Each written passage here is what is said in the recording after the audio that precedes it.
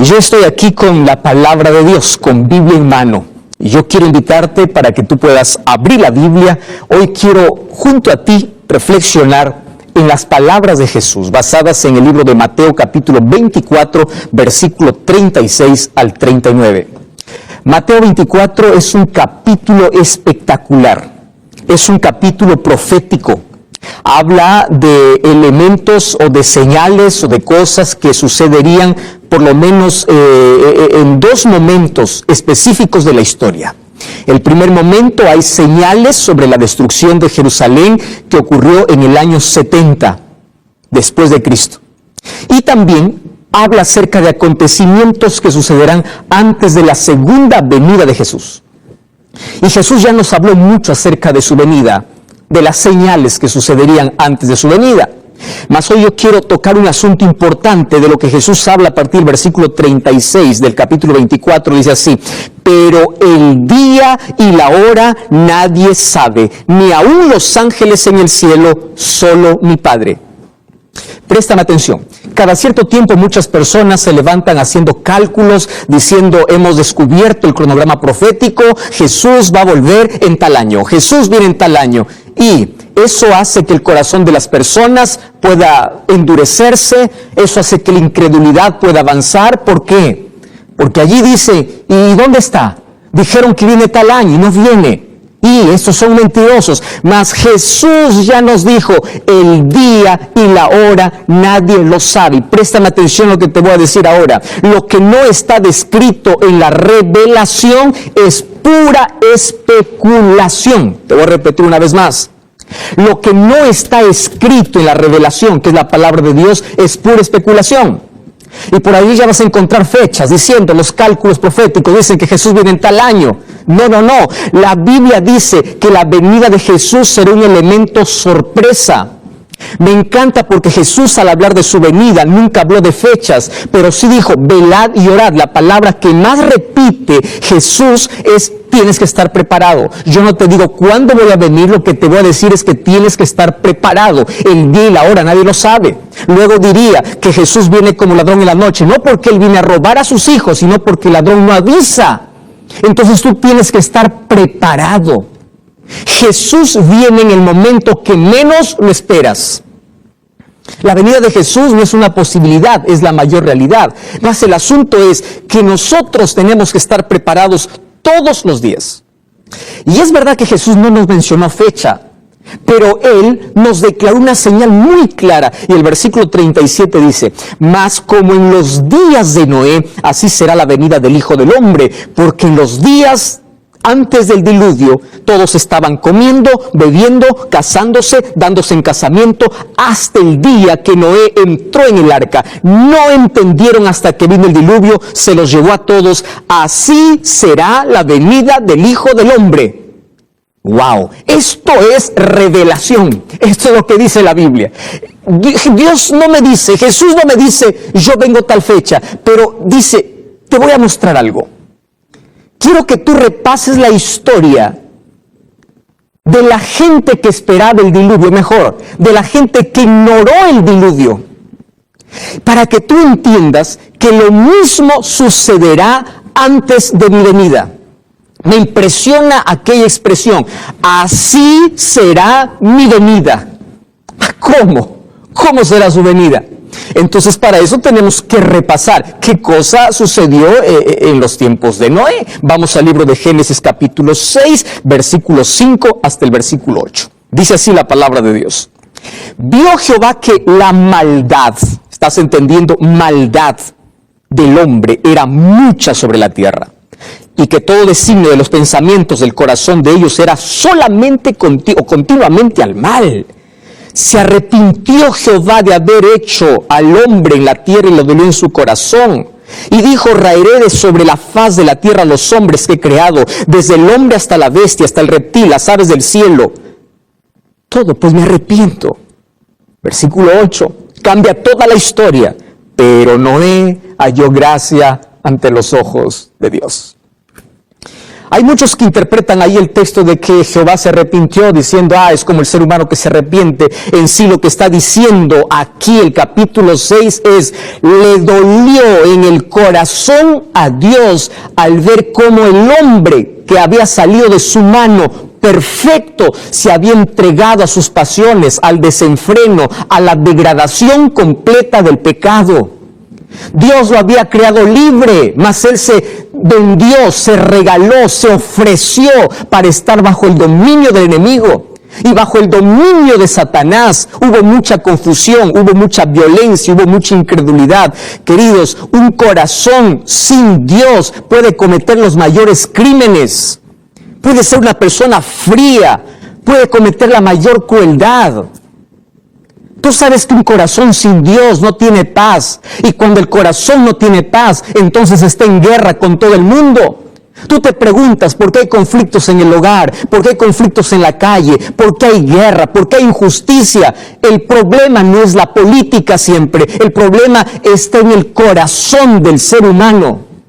Es el corazón corrupto, es el corazón pervertido, es la mente humana entregada bajo el dominio de Satanás, degradándose a tal punto de ignorar a Dios.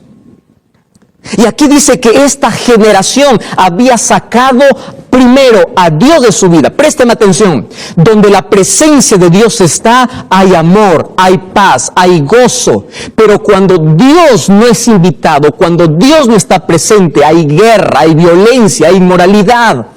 ¿Qué cosa está haciendo hoy el ser humano? Está sacando a Dios de su vida. Está sacando a Dios de las escuelas. Se está prohibiendo los cursos de religión. Se está colocando Biblias en las cárceles, pero se está sacando de las escuelas, cuando en las escuelas se debe enseñar Biblia para que menos personas vayan a la cárcel. Se ha sacado a Dios del hogar. Y después preguntas por qué hay tantos conflictos, por qué hay tantas guerras, por qué hay tanta pelea dentro del hogar. El problema es que cuando el ser humano no tiene paz, empieza a guerrear, empieza a pelear con todo el mundo y la violencia crece, la maldad crece. Créeme una cosa, lo que la sociedad hoy está viviendo afuera es un reflejo de lo que sucede en el hogar. Allí dentro de la casa se forman los violentos, allí dentro de la casa se forman los asesinos, allí dentro de la casa se forman los mayores crímenes. Porque el ser humano sacó a Dios de su vida y cuando saca a Dios de su vida se entrega a la maldad completa. Y esto es triste. ¿Y sabes por qué es triste? Porque a esta situación hoy está llegando nuestra sociedad. Y yo quiero mostrarte en este momento, brevemente, las 3 I's que tenía el pueblo antediluviano. En primer lugar, la I de inmoralidad. La segunda I, la I de incredulidad. Y la tercera I, la I de insensibilidad. Te voy a repetir una vez más. Estas 3 I son peligrosas. Inmoralidad, incredulidad e insensibilidad. ¿Acaso no es esta la sociedad en la cual tú y yo estamos viviendo? Una sociedad inmoral, una sociedad incrédula, una sociedad insensible. Por eso es que hay tanta crueldad, padres que matan a sus hijos, hijos que planifican la muerte de sus padres, porque sacan a Dios de su vida. Y allí dice, así será la venida del Hijo del Hombre, la maldad será en extremo sobre la tierra. Mas aquí presenta algunas características. Dice que esta gente comía y bebía. No está diciendo que eso está mal, porque el matrimonio fue creado por Dios. Dios creó el matrimonio en el Edén, casando a la primera pareja, Adán y Eva. Es así como Dios constituyó el hogar, hombre y mujer. Ese es el diseño divino. Y no está mal que la gente se case, no está mal que la gente coma. Lo que aquí está diciendo el texto es, ellos ignoraron a Dios y continuaron con su rutina como si nada pasara. Qué peligroso es ignorar la palabra de Dios. Qué peligroso es continuar con nuestra rutina, ignorando a Dios, sacando a Dios de nuestra vida. ¿Y sabes por qué es peligroso? Porque el ser humano se cree eterno. El ser humano hace planes, nunca pensando que ese puede ser su último día. Hasta que una prueba, una crisis viene, le sacude, le mueve y le dice, tú eres frágil. Hoy todo el mundo está amenazado por la muerte. Hoy todo el mundo está encerrado en sus casas porque hay algo que te sacude y te dice, mira, tú eres un ser humano pequeño, tú no tienes el control de todas las cosas. Pero si esas cosas no suceden, el ser humano continúa en su loca vida, ignorando a Dios. ¿Sabes qué cosa es lo que me preocupa? Estos antediluvianos sabían lo que iba a acontecer, pero siempre ignoraron las amonestaciones de Dios. 120 años Noé predicó. Algunos comenzaron creyendo y terminaron burlándose. Ahora te quiero hablar.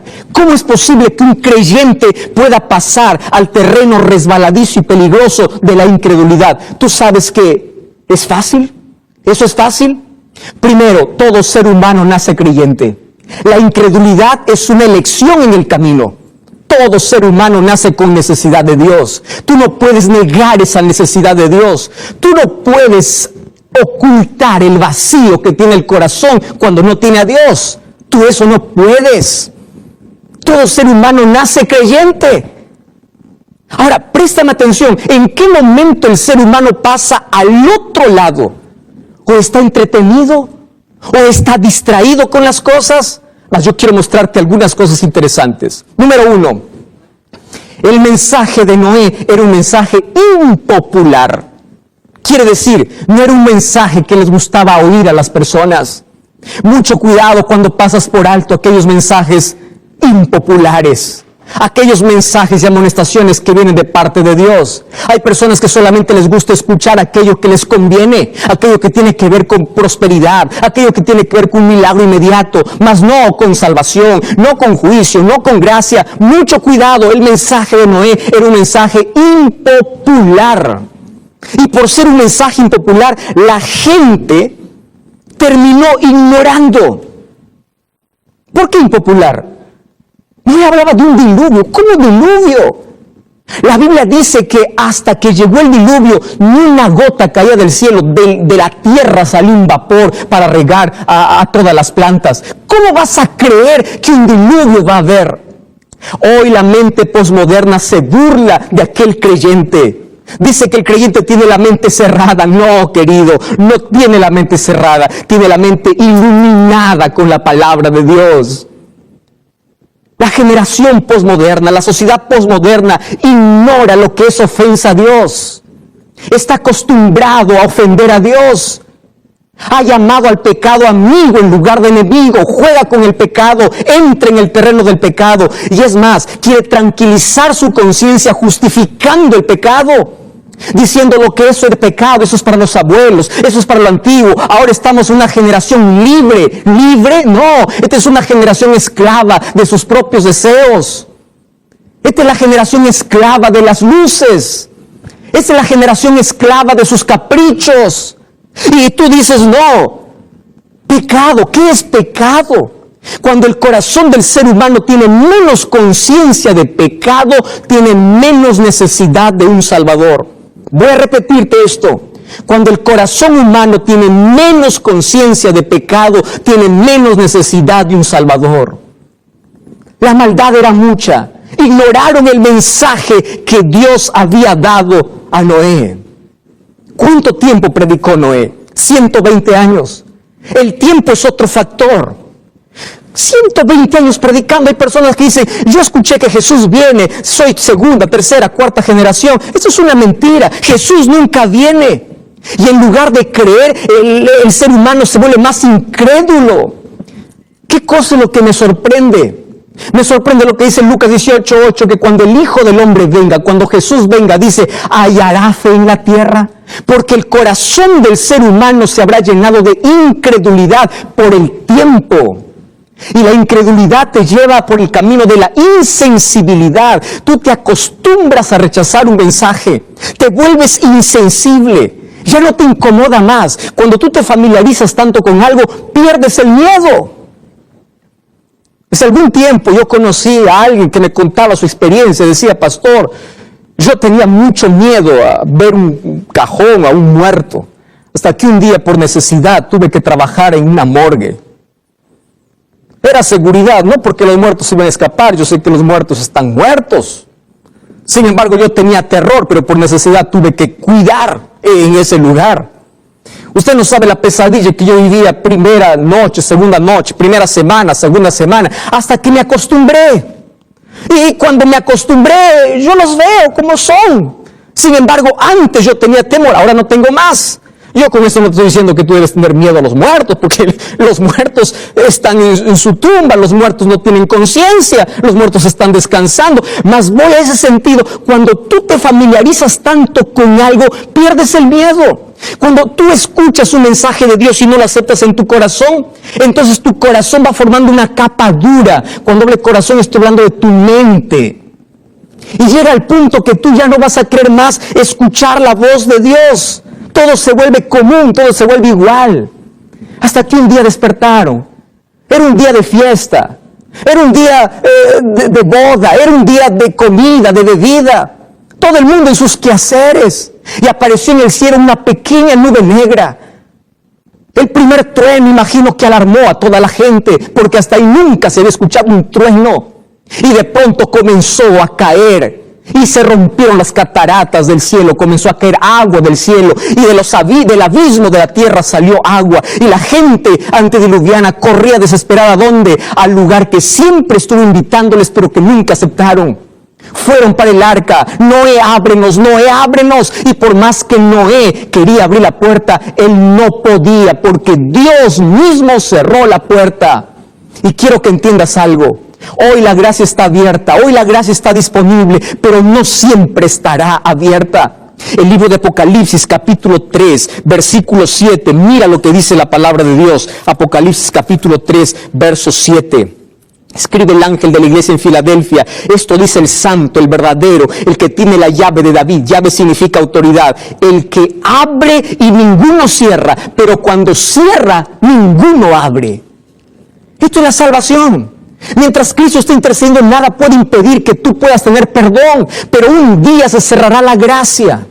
Y cuando voy al libro de Apocalipsis capítulo 15, versículo 8, dice que Jesús saldrá del lugar santísimo del santuario. El templo se llenó de humo por la gloria de Dios. Nadie podía entrar y 7 plagas cayeron sobre la tierra. Un día se cerrará la oportunidad en el cielo. Así como para los antediluvianos se cerró la puerta del arca, hoy se cerrará la puerta de la gracia.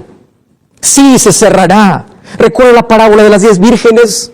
Cuando llegó el novio, solamente las que estaban preparadas entraron a la fiesta. Y cuando vinieron aquellas que no estaban preparadas y les dijo, ábrenos, le dijo, no los conozco, porque la puerta estaba cerrada. Eso significa que antes de la venida de Jesús, la gracia se cerrará en el cielo. Y présteme atención, nadie sabe absolutamente cuándo Jesús deja de interceder. Hoy por las señales sabemos que cada día está más próximo el regreso de Jesús. Estamos sabiendo de que vivimos en el tiempo final de la historia, pero nadie sabe cuándo Cristo cierre la puerta en el cielo. Pero esta gracia se puede cerrar para hoy, para ti, para millones de personas. Tú dices, pastor, ¿cómo es que esa puerta se puede cerrar para mí hoy? Pero un momento, hay 3 momentos en que se cierra esa puerta.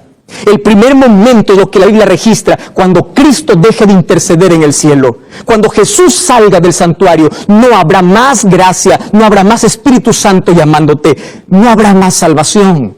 Apocalipsis 22:11 dice que el justo siga justo, el que es injusto siga injusto. Se acabó, se cerró. Por eso hoy es el día de oportunidad. Es hoy, no es mañana. ¿Y cuál es el segundo momento? El libro de Mateo capítulo 12, versículo 31 dice que todo pecado será perdonado a los hombres, menos el pecado contra el Espíritu Santo. Ya no hay gracia para aquel que peca contra el Espíritu Santo. Pastor, ¿qué es pecado contra el Espíritu Santo? No es un acto, querido. Si tú ya te preguntaste, ¿ya habré pecado contra el Espíritu Santo? Con seguridad no has pecado contra el Espíritu Santo. Pecar contra el Espíritu Santo es perder la conciencia, perder la sensibilidad, rechazar a Cristo tanto que ya no tienes más necesidad de perdón. Y si no tienes más necesidad de Dios, entonces no hay perdón para ti, porque solamente el perdón es ofrecido para aquellos que reconocen su necesidad, para aquellos que quieren cambiar. Y si en tu corazón tienes una lucha con el vicio, con la droga, en tu corazón tienes una lucha, has pecado, has abortado, has asesinado, no importa tu pecado, hay gracia para ti. ti, hay perdón para ti mientras tengas necesidad de Dios. Pecado contra el Espíritu Santo es una resistencia continua donde el ser humano se aleja tanto que no quiere saber más de Dios. Entonces no me digas que pecaste contra el Espíritu Santo si estás viendo este programa. No me digas que pecaste contra el Espíritu Santo si estás incómodo con tu vida. Y en el libro de Santiago capítulo 4 versículo 17 y versículo 18 habla de un tercer momento. Y dice, vamos, aquellos que dicen vamos a hacer este plan hoy y mañana, pero nadie sabe qué es el mañana, porque ¿qué es vuestra vida? La vida es como una neblina que aparece por un poco de tiempo y desaparece. ¿Sabes cuál es ese tercer momento? Cuando la muerte llega. Cuando nosotros morimos, nuestro destino está decidido por nuestras decisiones. Nadie nos salva con un rezo, nadie nos salva con una misa, nadie nos salva de muertos, porque la salvación es un asunto de elección en vida. Es hoy que estás vivo. Tú no puedes postergar para mañana una decisión importante. Así como en los días de Noé, será la venida del Hijo del Hombre. Estoy hablando para ti que estás ignorando el mensaje de Dios hace mucho tiempo. Dios extendió su invitación, pero tú aún no has dado la confirmación. Y tú dices, pastor, ¿cómo confirmo? Con una decisión. ¿Cuál es tu decisión? Acepta a Jesús como tu Salvador. Préstame atención, por favor. Yo quiero hablarte esto con mucho amor para ti, pero escúchame. Cuán peligroso es recorrer el camino de las 4 I's del pecado. La primera I es la I de la indiferencia. Hay muchos que escuchan el mensaje de Dios con indiferencia. La segunda es la I de la ignorancia. Ignoran el mensaje de Dios. La tercera I es la I de la incredulidad. El corazón del ser humano se endurece. Y la cuarta I es la I de insensibilidad, donde el Espíritu Santo ya no puede trabajar. Yo no sé si tú estás recorriendo ese camino. Haz en el nombre de Jesús. Yo te invito a dejar tu incredulidad. Te invito a creer en las promesas de Dios. Te invito a aceptar la invitación que Dios tiene para ti. No importa más tu pasado. No importa más lo que hiciste. Hoy Dios está abriendo su gracia. ¿Y de qué sirven los brazos de Jesús abiertos cuando tienes el corazón cerrado? ¿De qué sirve la gracia, la puerta del arca abierta cuando tú no quieres entrar? Por eso en este momento, allí donde estás, pide a Dios perdón por tus pecados.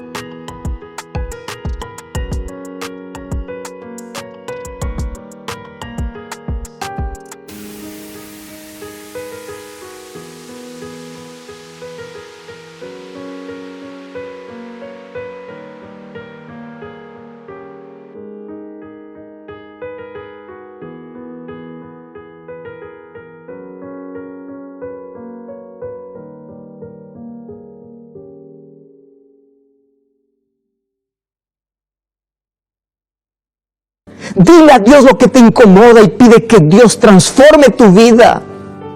Jesús dijo como en los días de Noé. La gente era incrédula. La gente solo se alarmaba por un momento, de allí volvía a su vida normal. Hoy hay tanta gente asustada, hay gente alarmada, se alarma cada vez que hay un terremoto, cada vez que hay alguna cosa extraña y de ahí vuelve a su vida. No hay arrepentimiento. ¿Qué estás haciendo con tu vida? ¿Por qué sacaste a Dios de tu vida? ¿Por qué estás colocándote en el terreno de la muerte?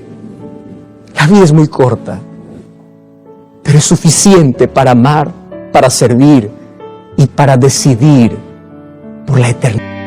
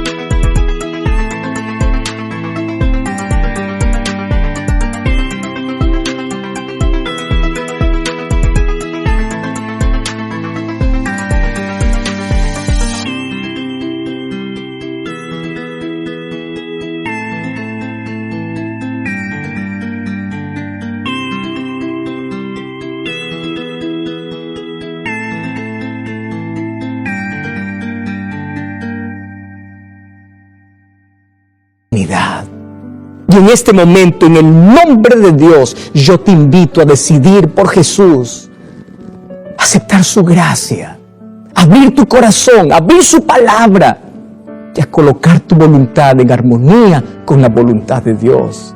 Dime, ¿tú aceptas esa gracia transformadora en tu vida? Ponte en pie donde estás, yo quiero orar contigo. Yo no te estoy viendo, pero Dios está registrando esa decisión. Quiero que ores conmigo. Querido Dios, estamos